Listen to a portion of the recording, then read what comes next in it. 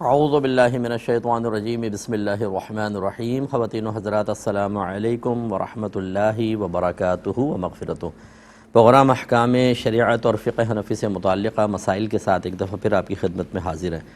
یہ کسی بہن نے پوچھا تھا کہ ہم بعض اوقات گھر میں دھنیا پودینہ کاٹتے ہیں تو قینچی سے کاٹ دیتے ہیں، کیا حکم شرع ہوگا؟ دیکھیں، کوئی منع نہیں ہے، کاٹنا ہی مقصود ہے۔ بعض اوقات ہم توڑتے ہیں، اس کو نوچتے ہیں، اور بعض اوقات چھری سے کاٹتے ہیں، اور بعض لوگ کینچی سے کاٹ لیتے ہیں، تو اس میں شریعت کی طرف سے کوئی ممانعت نہیں ہے۔ اور اگر کسی کے ذہن میں آئے کہ شاید کینچی سے کاٹنے میں کوئی بے ادبی کا پہلو ہے تو وہ چھری سے کاٹنے میں وہ ادب کا پہلو کہاں چلا گیا؟ تو ایسی کوئی مسئلہ نہیں ہے، آپ چھری سے ہی سبزی بناتے ہیں، چھری سے گوشت کاٹتے ہیں، بلکہ نبی کریم صلی اللہ علیہ وسلم سے گوشت تناول کرتے ہوئے چھری سے کاٹنا بھی ثابت ہے، تو غرض ہے کہ اس میں کوئی پرابلم نہیں ہے۔ کسی نے کویسچن کیا تھا کہ بعض اوقات ہم اللہ تبارک و تعالیٰ کی راہ میں خرچ کرنے کے لیے کچھ پیسہ علیحدہ رکھنا شروع کر دیتے ہیں، اور پھر اچانک ہمیں کوئی اپنی ضرورت پڑ جاتی ہے، تو کیا اس پیسے کو ہم یوز کر سکتے ہیں کہ نہیں؟ دیکھیں، بالکل کر سکتے ہیں، جب تک وہ پیسہ آپ سے جدا ہو کر کسی اور کی ملکیت میں داخل نہیں ہوتا، آپ کی ملکیت باقی رہتی ہے۔ صرف اس نیت سے اس کو علیحدہ کر کے رکھ دینا کہ ہم اللہ کی راہ میں دیں گے، اچھا ہے، بہت اچھا ارادہ ہے، لیکن وہ آپ کی ملکیت سے نکل نہیں جاتا۔ بلکہ اگر آپ نے زکوٰۃ نکال کے رکھ دی ہے کہ چلیں آئیں گے لوگ تو ان کو دے دیں گے، تو یہ بھی آپ کا اپنا مال ہے، جب تک یہ آپ سے جدا نہیں ہوگا۔ یہ آپ نے اس کو مال زکوٰۃ کا ہے، جیسے زیڈ اکاؤنٹ میں لوگ ڈلوا دیتے ہیں، لیکن یہ آپ کا مال ہے، آپ اس میں سے بھی یوز کر سکتے ہیں، بعد میں آپ زکوٰۃ اور پیسوں سے ادا کر دیں، اس کی گنجائش نکلتی ہے۔ یہ کہتے ہیں کہ ہماری بہن کا حق مہر جو تھا وہ والد صاحب کے پاس ہی انہوں نے رکھ لیا تھا، پھر ہماری بہن فوت ہو گئی، ان کا ایک بیٹا ہے۔ اب والد صاحب یہ نیت کرتے ہیں کہ یہ پیسے اس بچے کو دے دیں، اور اس وقت جو مہر تھا وہ 20,000 تھا، اور والد صاحب نے اپنے پاس رکھ لیا تھا۔ اب وہ جو بچے کو دیں گے تو کیا وہ 20,000 ہی دیں گے یا آج کے حساب سے کچھ کم و بیش کرنا ہوگا؟ دیکھیں، یہ چونکہ بیٹی کی ایک امانت تھی جو والد صاحب نے رکھ لی، بعینی ہی جتنی مقدار میں تھی اتنی ہی دینی ہوگی۔ یہ خیال کہ جی اگر یہ استعمال ہو جاتی یا دے دیتے تو شاید اس میں پروفٹ بن جاتا اور بہت زیادہ ہو جاتا، یا استعمال نہیں بھی ہوتے تو کیلکولیشن کی جائے کہ پچھلا 1,00,000 اس وقت کا اتنا، یہ اس طریقے سے نہیں ہوتا۔ جو امانت ان کے پاس رکھی تھی بعینی ہی اتنا ہی پیسہ وہ اپنے نواسے کو دیں گے، اور وہ 20,000 ہیں تو 20,000 ہی ان کو دینے ہوں گے۔ اس میں زیادہ اگر وہ کرنا چاہیں اپنے پاس سے تو کر سکتے ہیں، کوئی شریعت نے منع نہیں کیا، لیکن کوئی ان پہ لازم واجب نہیں ہے۔ ایک کسی نے پوچھا تھا کہ کیا رات میں سوتے ہوئے دل ہی دل میں احتیاطاً تجدید ایمان کر سکتے ہیں؟ جی، دل میں بھی کر سکتے ہیں، لیکن افضل اور اولیٰ اور مناسب اور بہتر طریقہ یہ ہے کہ زبان سے تجدید ایمان کے الفاظ ادا کیے جائیں، کیونکہ ہماری شریعت جہاں کہیں کہتی ہے کہو یا پڑھو، اس سے مراد مفتہ بھی قول کے مطابق، یعنی جس پر علماء اسلام متفق ہیں، میجورٹی متفق ہے، اس کا مطلب یہ ہوتا ہے کہ اتنی آواز سے کہو یا اتنی آواز سے پڑھو کہ آپ کی اپنی آواز اپنے کان تک پہنچ جائے۔ لہذا قربانی میں اگر کوئی اتنی آواز کان تک نہ پہنچائے اور ذبح کرے، اللہ اکبر نہ کہا، نہیں ہوگی۔ اسی طرح آپ سلام اگر نہیں کرتے ہیں، مطلب بالکل سامنے والے تک پہنچتا ہی نہیں ہے، آواز ہی نہیں پہنچتی ہے، اور دل ہی دل میں کر لیتے ہیں، اس سے سلام کی سنت ادا نہیں ہوگی۔ اسی طرح سلام کی آواز آ گئی تو جواب دینا واجب ہوتا ہے۔ ہم بعض اوقات یہاں تو سامنے والے کو سنانا واجب ہوتا ہے، اس میں بھی منہ خاموش رکھتے ہیں۔ ایسی طلاق وغیرہ کے اندر بھی اتنی آواز ضروری ہے کہ کان تک آواز پہنچے، ورنہ طلاق نہیں ہوگی۔ یوں ہی اگر آپ نماز میں قراءت وغیرہ کرتے ہیں تو کم از کم اتنی آواز ہونی چاہیے کہ اپنے کان سنے، نہیں ہوگی تو اگر فرض قراءت ہے تو ترک فرض ہوگا، اگر واجب قراءت تھی تو واجب ترک ہوگا، سنت قراءت تھی تو سنت ترک ہوگی۔ تو اس کا مطلب ہے کہ اچھی طریقے سے زبان سے ادا کرنا چاہیے۔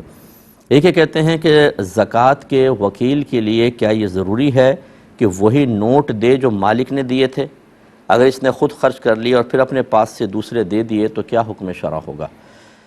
دیکھیں، ہمارے نزدیک جو ہے بالکل دوسرے نوٹ دے سکتے ہیں، لیکن تھوڑی سی تفصیل ہے۔ پہلے یہ سمجھ لیں کہ پہلے دور میں چونکہ کرنسی جو چلتی تھی وہ ثمن خلقی ہوا کرتا تھا، یعنی جس کو شریعت نے ثمن کے طور پہ متعارف کروایا تھا، اور وہ سونا اور چاندی تھے، اور پھر باقاعدہ سونا اور چاندی کے سکے ڈھلے جن کو دراہم اور دنانیر کہتے تھے، یہ اگر چینج کر دیے جاتے، جیسے کسی کو زکوٰۃ کے لیے 100 درہم دیے گئے فلاں جگہ پہنچا دو، اگر وہ تبدیل کر لے تو فرق آ سکتا تھا وزن میں، کہ بعد وہ ہو سکتا ہے نئے ہوں اور یہ جو دے وہ کثرت استعمال کی بنا پہ کچھ گھس چکے ہوں، بعض اوقات درہم گر جاتا تھا، تھوڑا بہت جھڑ گیا، تو اگر چند رتی کا بھی فرق آیا تو بہرحال فرق آ گیا، اس لیے فقہا نے منع کیا کہ وہی بعینی پیسہ آپ کو دینا ہوگا جو آپ نے کسی سے لیا ہے۔ لیکن اب ہمارے ہاں جو کرنسی نوٹ وغیرہ ہیں یہ اگر چینج ہو بھی جائیں تو کوئی فرق نہیں پڑتا، اس میں بس یہ ضرور ہے کہ جس کرنسی میں دیا ہے بعینی اسی کرنسی میں دینے کی کوشش کریں۔ مثلا ڈالر دیے ہیں تو ڈالر میں ہی جا کر دیں، اگر ڈالر آپ خود رکھ لیں اور پاکستانی روپیز میں دیں تو ہو سکتا ہے اس میں تھوڑا ڈیلے ہو جائے، تو اور پھر ڈالر کی قیمت میں فرق آ جائے گا اور یہ مناسب نہیں ہوگا۔ ڈالر میں دیے ڈالر دے دیں، روپے دیے تو آپ روپے میں چینج کر کے دے سکتے ہیں، اس سے قیمت میں کوئی فرق نہیں پڑتا، نوٹ اگر نیا ہو یا پرانا ہو، بہرحال اپنی قیمت کے اعتبار سے بالکل یکساں ہیں۔ لیکن اس کے باوجود اگر آج کے دور میں بھی کوئی مفتی صاحب کسی صحیح مصلحت کی بنا پر یہی فتویٰ جاری کرتے ہوں کہ جیسا نوٹ دیا ہے ویسے ہی آگے دینا ہوگا، تو اگر آپ ان کو فالو کریں کوئی حرج نہیں ہے، نہ کسی کی رائے کو میں غلط قرار دے رہا ہوں، وہ ٹھیک ہے اپنی رائے پر ہے، میری اپنی رائے یہی ہے جو شریعت کے تقاضوں کے مطابق اور موجودہ دور کے تقاضوں کے مطابق مجھے سمجھ میں آتی ہے۔ اور یہ دیکھیں نا کہ باہر سے جو لوگ پیسہ بھیجتے ہیں بینک میں آتے ہیں، کیا بعینی وہ پیسہ تنظیموں تک پہنچتا ہے، وہ لوگوں تک پہنچتا ہے، چینج ہو کر ہی پہنچتا ہے؟ اب کیا حکم شرع، بینک کو بھی مکلف بنائیں گے کہ جو پیسہ باہر سے آیا اس پیسے کو آپ بھیجیں؟ کیا ہوگا اس کا سلسلہ؟ قربانی کے لیے جو پیسہ بھیجتے ہیں یہاں پر وہ چینج ہو کے آپ تک پہنچتا ہے، پھر آپ اجتماعی قربانی کرتے ہیں، اس پیسے کے تبدیل ہونے کی کیا شرعی حیثیت ہے؟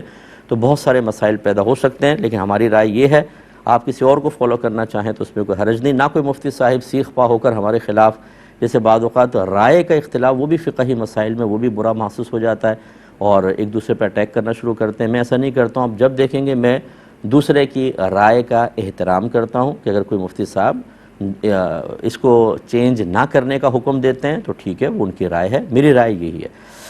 یہ کہتے ہیں اگر کوئی دماغی مریض ہو اور پھر وہ نیت کے ساتھ کفر بک دے یا کوئی کفر کا ارتکاب کر دے تو کیا کافر ہو جائے گا؟ سوال بڑا عجیب ہے کہ اگر دماغی مریض ہے اور اتنا وہ یعنی پاگل مجنون ہو گیا پھر تو وہ نیت کا اہل ہی نہیں رہا، تو پھر کیسے وہ نیت سے کفر کرے گا؟ اس کا مطلب یہ ہوا کہ یہ کہنا یہ چاہتے ہیں کہ دماغی کوئی مرض ہے، وہ میڈیسن وغیرہ لے رہے ہوتے ہیں بعض اوقات، لیکن آدمی عالم ہوش میں ہوتا ہے، وہ گفتگو کر رہا ہوتا ہے، اس کے بچے ہوتے ہیں، بیوی ہوتی ہے، کبھی کبھی ایسا ہوتا ہے کہ وہ اس پر کوئی اٹیک وغیرہ ہو جائے تو پھر وہ تھوڑا سا معاف ہو جاتا ہے یا اگریسو ہو جاتا ہے، غصے میں زیادہ آ گیا تو وہ ایک الگ بات ہے، لیکن اگر وہ عالم ہوش میں ہے اور اس میں اگر کوئی کفریات وغیرہ اس کی زبان سے نکلتے ہیں تو یہ کہہ کر اس کو نہیں چھوڑا جا سکتا کہ یہ دماغی مریض ہے، کوئی بات نہیں بیچارہ شاید اس میں زبان سے نکال دے۔ ایسے تو ہر شخص دماغی مریض ہے، آج آپ یہ دیکھیں ہر شخص۔ مہنگائی نے خصوصاً ہمارے پاکستان میں تقریباً کو اتنا ڈپریسڈ کر دیا ہے کہ دماغی مریض سے بن گئے، چھوٹی چھوٹی بات پہ جھگڑا، لڑائی، فتنہ فساد، گھروں کے اندر ایک ٹینس کا ماحول ہے ہمارے ہاں بہت ہی زیادہ۔ وہ اس کی وجہ یہ ہے غریب آدمی کیسے سروائیو کرے بیچارہ، ہر جگہ اس کو پریشانی، تو وہ بھی ایک دماغی مریض جیسا ہی ہو گیا۔ اب وہ کہے جی اس ٹینشن میں کہ میں بجلی کا بل کیسے بھروں گا اور فلاں میں غصے میں آ گیا اور میں سے کلمات کفر نکل گیا، تو اس کو چھوڑا نہیں جائے گا۔ اصل میں مدار اس کا جو ہے اس قسم کے مسائل پر حکم لگانے کا جو یعنی اس مسائل میں جو احکام بیان کرتے ہیں اس کا دار و مدار ہوتا ہے عقل کے اوپر۔ عقل سلامت ہے یا نہیں؟ اگر عقل سلامت ہے، عالم ہوش میں ہے، تو بالکل کفر ثابت ہوگا۔ یہ کہتے ہیں کہ کافر سے مال خریدا اور اس کا بل جب اس کو بھیجا تو مثلا اگر 27,000 کا بل بھیجا، اس نے 27,000 کا بل بھیجا، ہم نے اس سے کوئی مال خریدا تھا اور اس نے غلطی سے 23,000 کا بل بنا کے بھیج دیا، بھیجنا 27 کا تھا 23 کا، تو کیا اب ہم اس کے یہ پیسے رکھ سکتے ہیں؟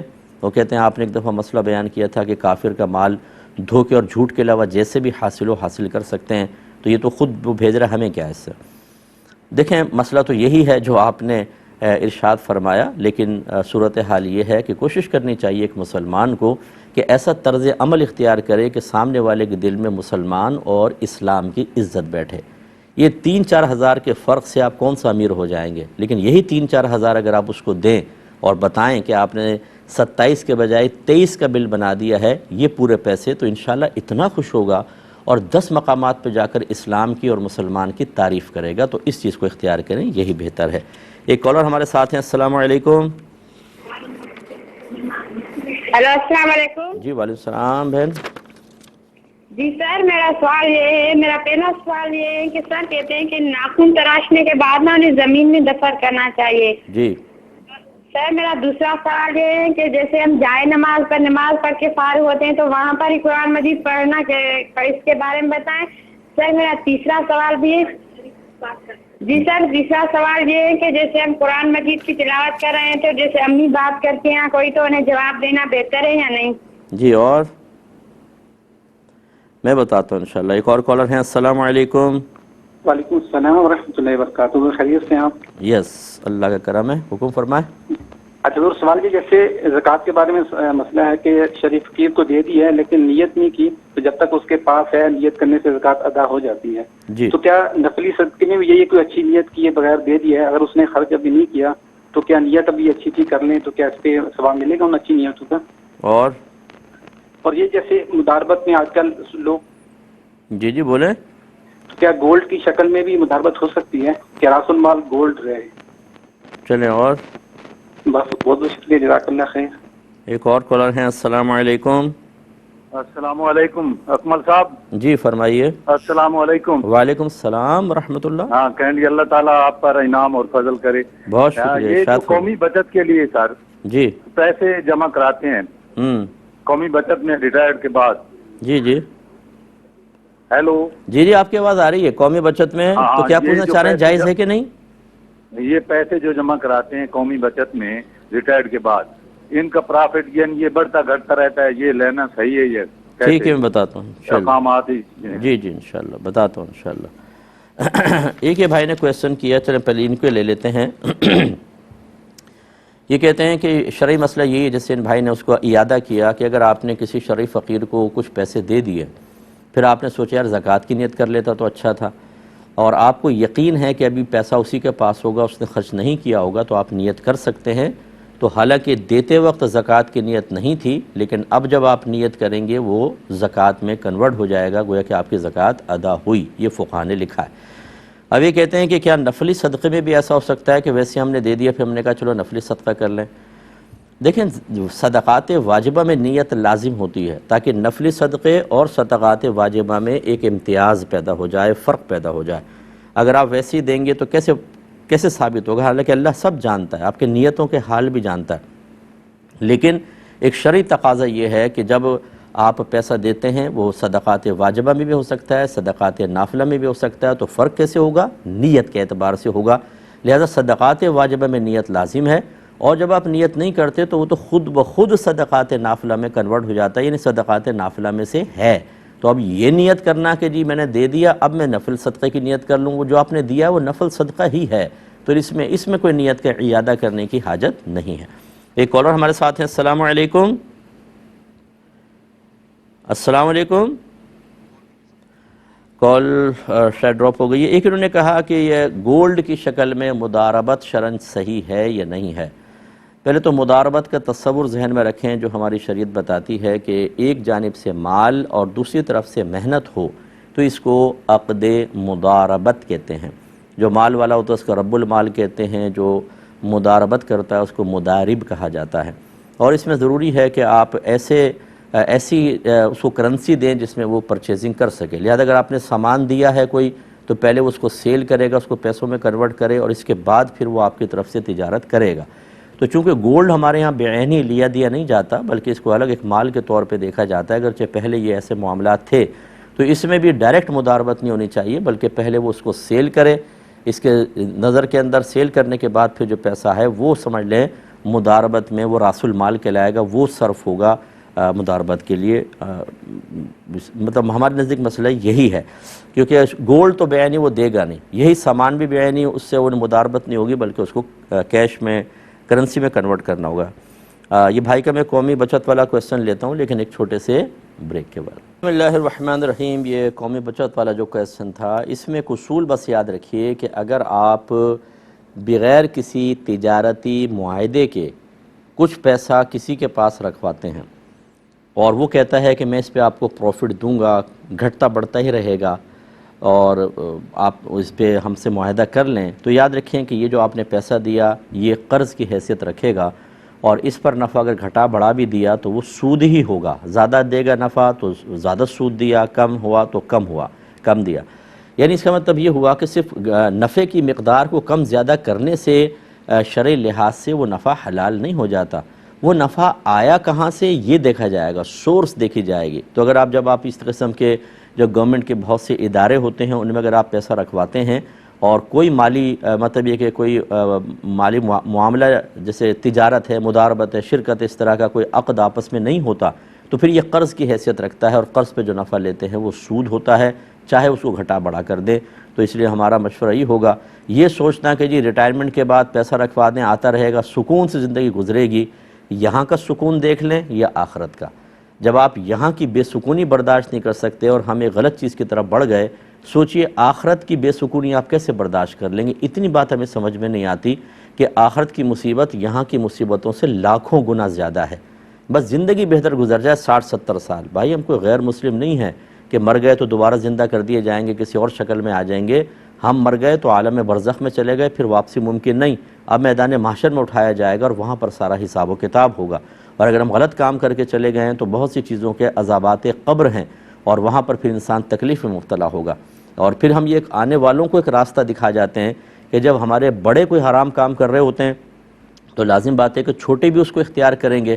یہ ایک اور بہت بڑا گناہ جاریہ ہوتا ہے کہ بڑے غلط قدم اٹھا کر اور اپنی عقل سے دلیلیں دے کر، بیوہ کہتی ہیں جی میں کہاں سے کماؤں، بوڑھے حضرات کہتے ہیں کہ ہم کہاں سے کمائیں. تو اس کا مطلب یہ ہوا کہ کوئی بوڑھا ہو جائے، کوئی بیوہ ہو جائے اور اسے بڑی آسانی سے پیسہ چوری کرنے کا موقع ملے تو وہ چوری کر کے زندگی گزار لے، کیونکہ آسانی سے ہو رہا ہے.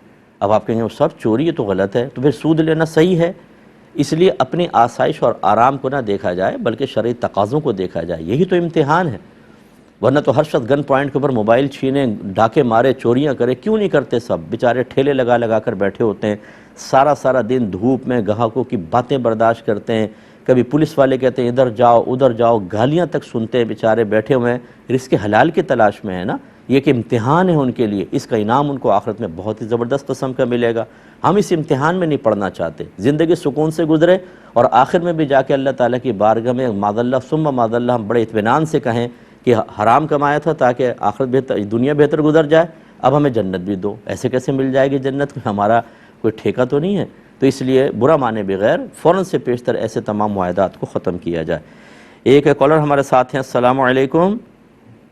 جی وعلیکم السلام. جی جی مفتی صاحب، میرا سوال یہ ہے کہ اگر کوئی لڑکا لڑکی جو ہے وہ فون پر یا ایک دوسرے کے سامنے بیٹھ کر صرف حجاب و قبول کر لیں، کوئی گواہ نہ ہو، کوئی ولی کی اجازت نہ ہو، نہ دوسرے گھر میں پتہ ہو، اور ایون حق مہر بھی نہ مقرر ہو، تو اس بارے میں کیا حکم ہے؟ اور اس کے بعد پھر کچھ عرصے بعد جو ہے وہ لڑکا لڑکی کو 3 مرتبہ طلاق دے دیتا ہے اور اس کے بعد اس کو احساس ہو جاتا ہے اور پھر وہ شرعاً پراپر طریقے سے نکاح کرنا چاہتا ہے، والدین کو ساتھ شامل کر کے اور صحیح طریقے سے، تو کیا وہ دوبارہ نکاح کر سکتا ہے؟ کیا یہ جائز ہے؟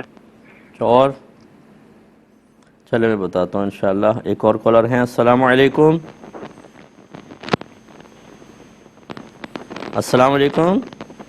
وعلیکم السلام. جی سر ثاقب علی بات کر رہا ہوں. جی بولیے. ایک چھوٹا سا سوال ہے آپ سے. بولیے. دراصل میں بینک کا امپلائی ہوں اور ایک فلیٹ لینا چاہ رہا تھا. تو بینک نے مجھے شرعی مشارکہ کے طور پہ مطلب وہ پیسے ایشو کر رہے ہیں شرعی طور پہ، اور اس کے لیے میں آپ سے شرعی گائیڈ لائن لینا چاہ رہا تھا. ٹھیک ہے میں بتاتا ہوں انشاءاللہ. جزاک اللہ. جی میں بتاتا ہوں. ایک اور کالر ہیں. السلام علیکم. السلام علیکم.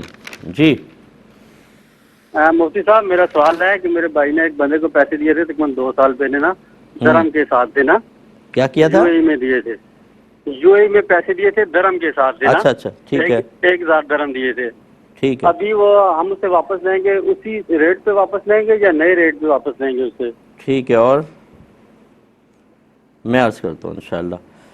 ایک اور کالر ہیں. السلام علیکم. شاید لائن ڈراپ ہو گئی ہے.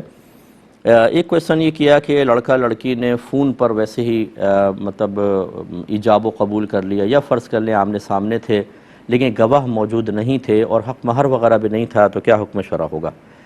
دیکھیں وجود نکاح کے لیے حق مہر تو لازم نہیں ہوتا ہے، یعنی حق مہر رکھنا چاہیے، لیکن فرض کر لیں کہ اگر نہیں بھی ہوا تو پھر وہ خود بخود مہر مثل لازم ہو جاتا ہے.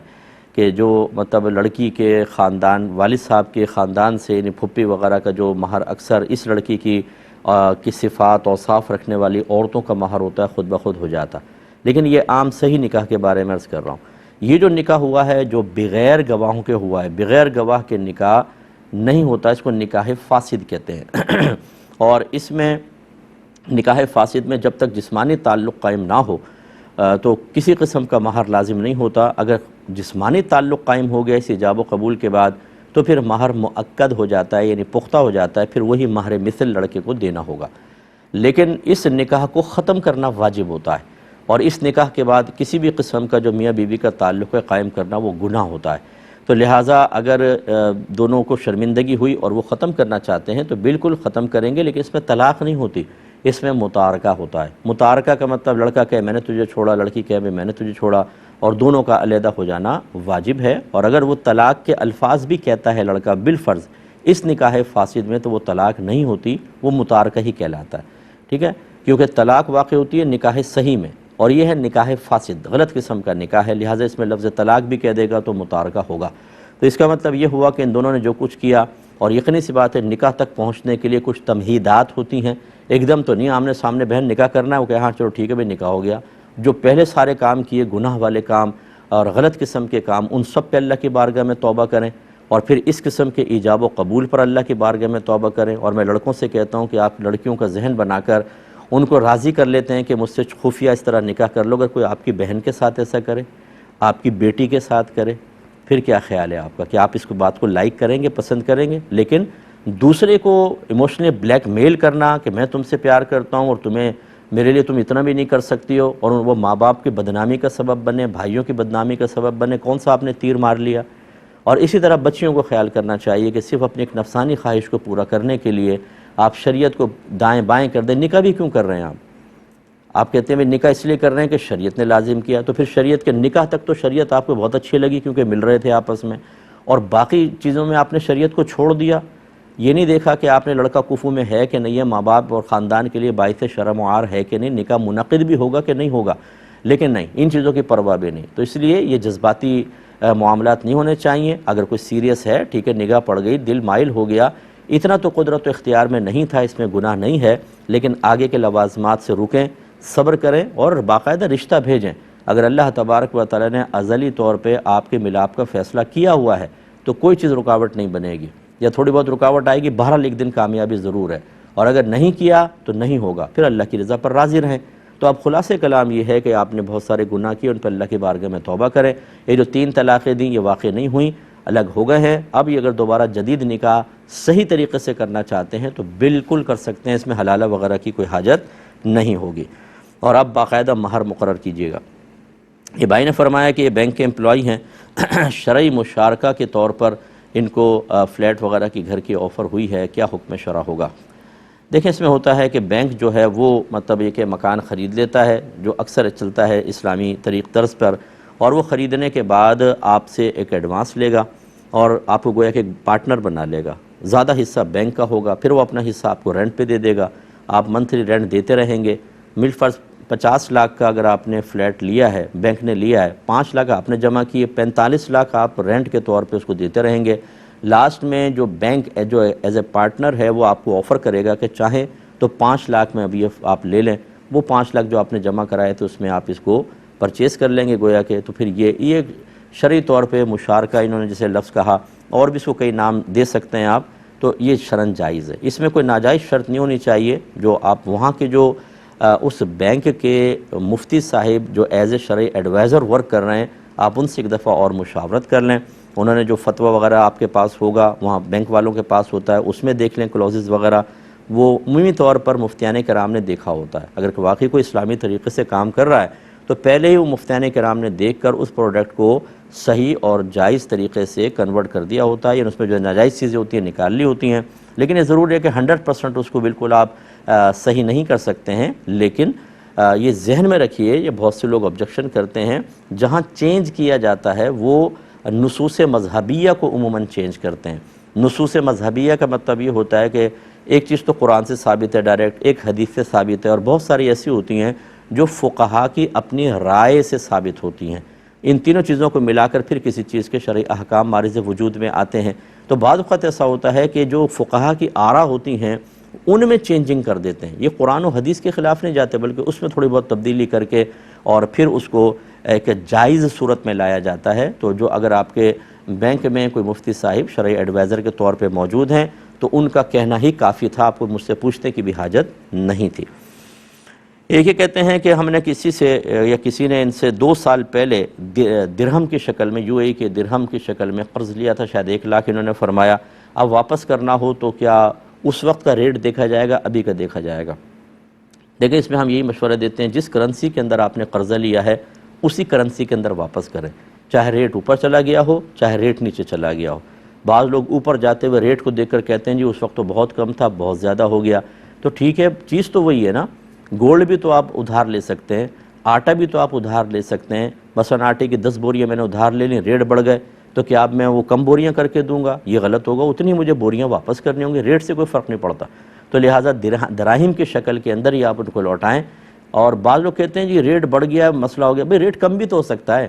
اگر فرض کر لیں کہ اس وقت جب آپ نے دیا تھا تو وہ آپ لیا تھا آپ نے قرضہ تو ریٹ بڑے ہائی تھے اور جب آپ دینے لگے تو ایک دم ریٹ گر گئے، اب آپ بتائیں ہائی والے دیں گے کہ کم والے؟ اب آپ یہ کہیں گے جی کم ہو گئے نا، اب کرنٹ ویلیوز کے لگائیں، تو بہرحال دراہیم کی شکل میں دیجئے، یہی صحیح ہوگا۔ ایک کالر ہمارے ساتھ مزید ہیں، السلام علیکم۔ السلام مفتی صاحب، السلام علیکم۔ وعلیکم السلام ورحمۃ اللہ۔ مفتی صاحب میرا سوال ہے، ایک بندہ 3 دفعہ طلاق دے دیتا ہے اپنی بیوی کو، اچھا، اس کے بعد اسی سے پھر نکاح کر لیتا ہے، تو قرآن اور شریعت اس کے بارے میں کیا احکامات دیتی ہے، ذرا تفصیل سے بتائیں گے آپ؟ چلیں ٹھیک ہے، یہ 10 دفعہ بتا چکا ہوں ویسے میں، پھر بھی آپ نے پوچھا ہے بتاتا ہوں۔ ایک اور کالر ہے، السلام علیکم۔ السلام علیکم ورحمۃ اللہ۔ وعلیکم السلام۔ مفتی صاحب گزارش یہ ہے کہ اگر کسی بینک ملازم کا رشتہ ہماری بچی سے آئے تو کیا ہم اس بچی کا نکاح اس بینک ملازم سے کر سکتے ہیں؟ ٹھیک ہے، اور میں عرض کرتا ہوں انشاءاللہ۔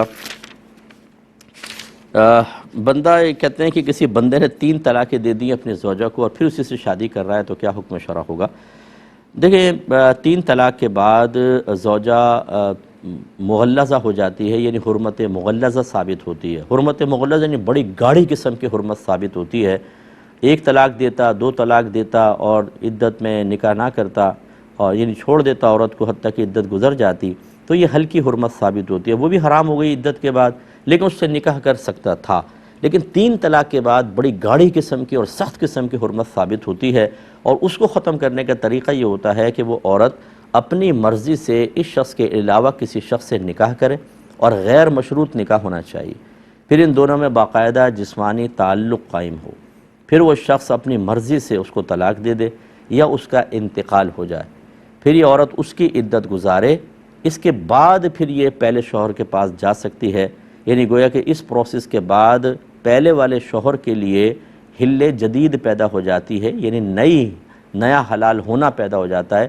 اب اگر وہ شادی کرے گا تو شادی بھی جائز اور دوبارہ 3 طلاقوں کا مالک ہو جائے گا۔ اس کو عرف عام میں حلالہ سے تعبیر کرتے ہیں۔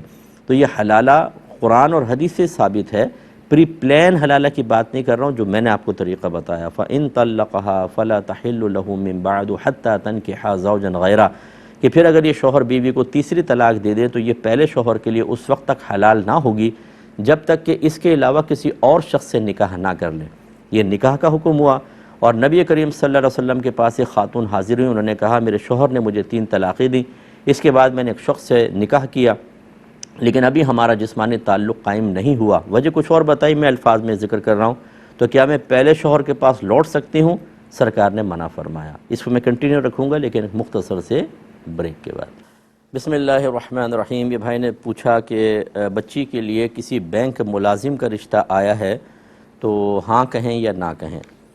دیکھیں سب سے پہلے سمجھ لیں کہ لوگ عمومی طور پر سمجھتے ہیں کہ بینک کی ملازمت جائز نہیں ہے، حالانکہ اپنا سارا پیسہ بینک میں رکھا ہوتا ہے، بڑے بڑے تنظیموں کا، دینی تنظیموں کا پیسہ، پیروں کا پیسہ، مفتیوں کا پیسہ، نیک لوگوں کا پیسہ سب بینک میں پڑا ہوا ہے۔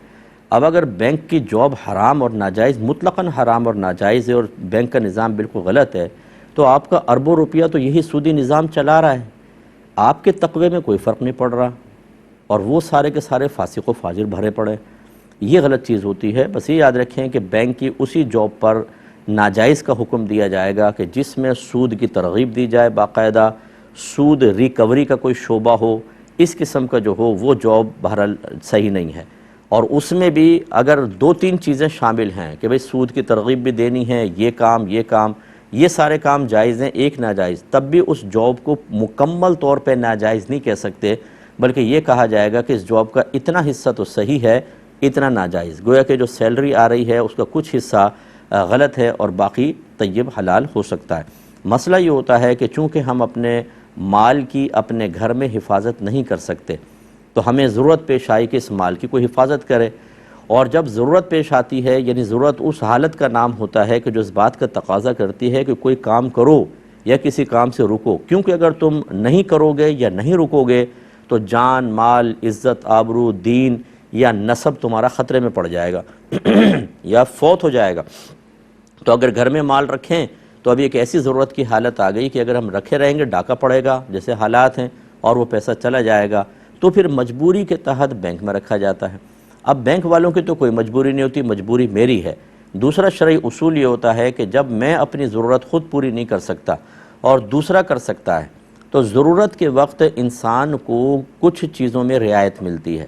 ناجائز امور بھی اس کے لیے مباح ہو جاتے ہیں. جیسے اگر 4 دن کا مجھے فاقہ ہے اور میرے سامنے مردار پڑا ہے، خود شریعت مجھے کہے گی کہ بقدر ضرورت کھا کے اپنی جان بچا لو، ٹھیک ہے؟ تو اب یہ میری ضرورت تھی کہ میں پیسہ وہاں رکھوں، لیکن خود میں حفاظت کر نہیں سکتا، کوئی اور کرے گا. تو پھر یاد رکھیں کہ جب دوسرا کوئی اس کی ضرورت پوری کر سکتا ہے تو اس کی ضرورت اس کی ضرورت کہلائے گی، اور جیسے اس شخص کو رعایت ملتی ہے اسے بھی رعایت ملے گی. لہٰذا جو بینک کا نظام چل رہا ہے، میں اس کو صحیح نہیں کہہ رہا ہوں بینک کے نظام کو، لیکن اب جو بامر مجبوری کروڑوں لوگوں کا پیسہ وہاں رکھا ہوا ہے، تو بینک کے ہر امپلائی کی جاب کو ناجائز نہیں کہا جائے گا، اسے کم از کم آپ مباح کہیں گے، ٹھیک ہے نا؟ اور ان بچوں سے نکاح کرنے میں شرعاً کوئی حرج نہیں ہے، کر سکتے ہیں. بس یہ تھوڑی سی معلومات ان سے لے لیجئے گا.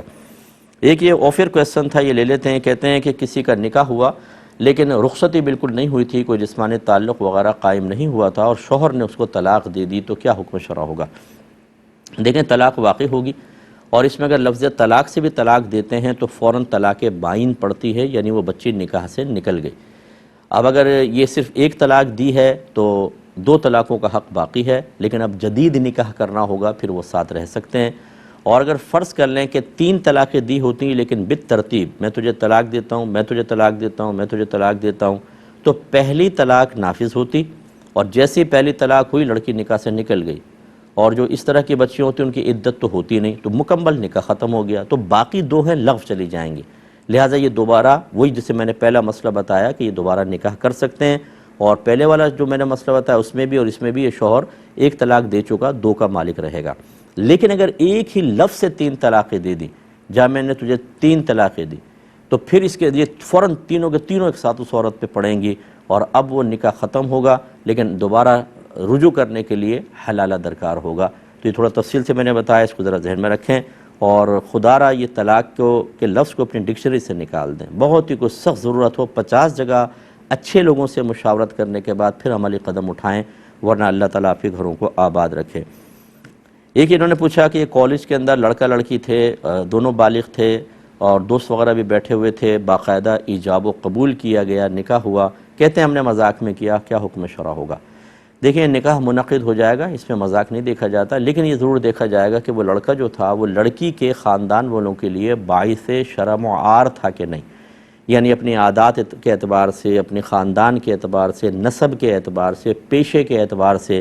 بعض لوگ ایسے ہوتے ہیں کہ اچھے خاندان کے ہوتے ہیں اور وہ ایسے لڑکوں کو اپنا داماد بنانا پسند نہیں کرتے بلکہ شرم محسوس کرتے ہیں. اگر تو ایسا ہو کہ وہ بالکل ان کا ہم پلہ ہے، یہ شرم محسوس نہیں کریں گے، اس کو کہتے ہیں کفو، یہ ان کا کفو ہے، ہم پلہ ہم نظیر. اور اگر ایسا نہیں ہے تو غیر کفو کہلائے گا. تو عاقلہ بالغہ لڑکی اگر غیر کفو میں اپنے اولیاء کی اجازت کے بغیر نکاح کرے تو مفتہ بھی قول کے مطابق یہ نکاح ہوگا ہی نہیں، پھر تو یہ نہیں ہوگا نکاح اگر وہ لڑکا. لیکن اگر وہ لڑکا کفو ہے بلکہ لڑکی کے خاندان سے بھی فرض کر لیں اعلیٰ ہے، تو صرف مذاق میں یہ کہنا کہ جی ہم نے تو مذاق کیا تھا، ایسا نہیں مانا جائے گا. یہ دونوں میاں بیوی ہو جائیں گے. 2 گواہ موجود ہیں. اگر مہر مقرر نہیں ہوا تو بھی میں نے کچھ دیر پہلے ہی آپ کو عرض کیا تھا کہ مہر کا ذکر نہ کرنا یہ نکاح کو خراب نہیں کر دیتا، مہر مثل لازم ہو جائے گا. ہاں اگر لکھا ہوا ہے نکاح نامے میں اور آپ نے ذکر نہیں کیا تو کہا ہی جاتا ہے بھئی ایجاب اس کے ذکر کے بغیر کمپلیٹ نہیں ہوگا، لیکن بہرحال نکاح ہو جائے گا، تو اس لیے یہ نکاح ہو گیا، چاہے مذاق میں کیا ہو، اب اس کو بھگتنا پڑے گا۔ ایک یہ پوچھا تھا کسی نے کہ کیا کوئی آج کل پروفیشنل کرکٹر بن سکتا ہے اور اس ذریعے سے روزی کمانا کیسا ہے؟ جی بالکل بن سکتا ہے، کیونکہ اب یہ صرف کوئی لہو و لعب نہیں رہا کہ کھیل کود، یہ کھیل کود نہیں ہے، اب باقاعدہ یہ پیسہ کمانے کا ذریعہ بن چکا ہے۔ جو پروفیشنل کرکٹر ہیں وہ لیگز وغیرہ بھی کھیلتے ہیں اور ویسے ان کو بورڈ سے اچھا خاصا پیسہ ملتا ہے، جو بھی بڑے مطلب یہ کہ ایونٹس ہوتے ہیں ان کے اندر اچھا خاصا پیسہ انعام ملتا ہے۔ یہ تو اور آج کل مطلب یہ کہ پہلے زمانے میں ایسا ہوتا تھا کہ جو کھیل کود میں لگے ہوتے تھے لوگ ان کو اپنا کفو تسلیم نہیں کرتے تھے، اگر کوئی بچی نکاح کر بھی لے کہ بھئی یہ تو کھیل کود کرنے والا ہے۔ آج کل تو کرکٹر سے نکاح کرنے کے لیے میرے خیال میں کوئی بھی منع نہیں کرے گا۔ تو خلاصہ کلام یہ ہے کہ اب یہ زاویہ نظر بدل چکا ہے، اب یہ صرف ایک کھیل کود نہیں ہے بلکہ باقاعدہ روزی کمانے کا ذریعہ ہے اور باعزت ذریعہ ہے۔ کرکٹر اگر کسی جگہ چلا جائے اور کرکٹ ٹیم کے اندر ہو، لوگ اس کو عزت دیتے ہیں، رسپیکٹ دیتے ہیں، کوئی اس کو برا بھلا نہیں کہتا۔ آج کل دیکھیں جو مطلب پہلے ہمارے لفظ استعمال ہوتا تھا نائی کی دکان میں جا رہے ہیں، اب کہتے ہیں ہیئر ڈریسر۔ پہلے بہت غلط قسم کا لفظ گانا گانے والوں کے لیے استعمال ہوتا تھا، آج کل سنگر کا لفظ استعمال ہوتا ہے جی، اور مطلب بدل گئے ہیں، ماحول بہت بدل گیا ہے۔ میں لیکن یہ نہیں کہہ رہا ہوں کہ سنگر وغیرہ کو میں جواز کا کوئی کہہ رہا ہوں، مطلب کہنے کا یہ ہے کہ اب وہ سابقہ چیزوں کو بنیاد بنا کر مسائل کو نہ دیکھا جائے، جدید تقاضے اور عرف کو بھی اپنے پیش نظر رکھا جائے گا، لہٰذا یہ بہرحال بالکل جائز ہے۔ چونکہ پروگرام کے وقت تقریباً ختم ہو گیا، انشاءاللہ ہم اجازت چاہیں گے، کل اسی وقت میں 8 سے 9 دوبارہ آپ کی خدمت میں حاضری کا شرف حاصل ہوگا۔ اس وقت تک کے لیے اپنے میزبان کو، ہماری کنٹرول روم میں کیو ٹی وی کی پوری ٹیم کو اور اجازت مرحمت فرمائیں، اور مینجمنٹ کے لیے بھی دعا کریں، ہمارے لیے دعا کریں، اللہ تعالی ہمیں استقامت عطا فرمائے۔ ہم بھی آپ کے لیے دعا کرتے ہیں کہ اللہ تعالی آپ کو دین کے قریب آنے، دین سیکھنے، دین دوسروں تک پہنچانے، دین کی خدمت کرنے کی توفیق عطا فرمائے، آمین۔ وآخر دعوانا ان الحمدللہ رب العالمین۔